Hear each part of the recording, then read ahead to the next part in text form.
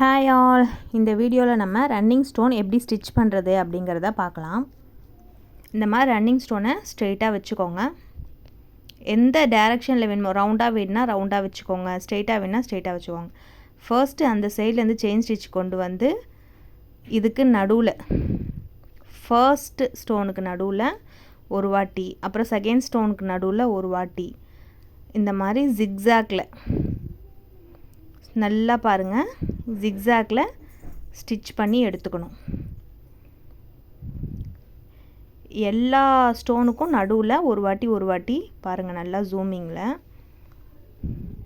நடுவில், மறுபடியும் சைடில், அடுத்த ஸ்டோனுக்கு நடுவில், சைடில், அடுத்த ஸ்டோனுக்கு நடுவில், சைடில், இந்த மாதிரி ஃபுல்லாக போட்டு எடுத்துக்கணும். எப்போவுமே வந்துட்டு இதில் கம் ஒட்டி நீங்கள் பண்ணாதீங்க. அப்படி பண்ணும்போது அந்த இது ஸ்டோனோடைய பளபளப்பு குறைஞ்சிரும். நான் எப்போவுமே கம் யூஸ் பண்ண மாட்டேன் ரன்னிங் ஸ்டோனுக்கு. அதோடைய ஷைனிங் போயிடும். கம் அது மேலே படும்போது அதோடைய பளபளப்பு போயிடும் ரன்னிங் ஸ்டோனோடையது.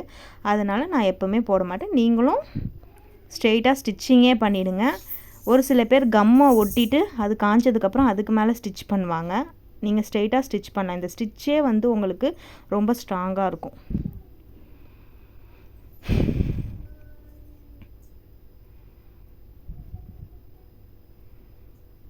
ஃபுல் ரன்னிங் ஸ்டோனையுமே இதே மாதிரியே ஸ்டிச் பண்ணிவிட்டு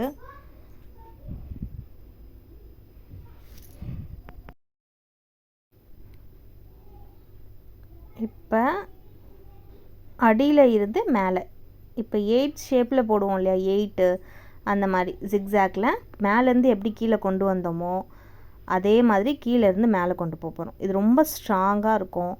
ஸோ நீங்கள் கம்மு போடலையே அப்படின்னு யோசிக்கவே தேவையே இல்லை. இது கலண்டு வரவே வராது. நம்ம போடுற ஸ்டிச்சு அந்த மாதிரி. இதே மாதிரியே தான் நீங்கள் ரவுண்ட் ஷேப்புக்கு போடும்போதும் வரும், திலகம் ஷேப்புக்கு போடும்போதும் வரும், பாக்ஸ் ஷேப்புக்கு போடுற போதும் வரும். எல்லாத்துக்குமே நீங்கள் இந்த ஸ்டிச்சை ஃபாலோ பண்ணியே ஸ்டிச் பண்ணிக்கலாம் ரன்னிங் ஸ்டோனை.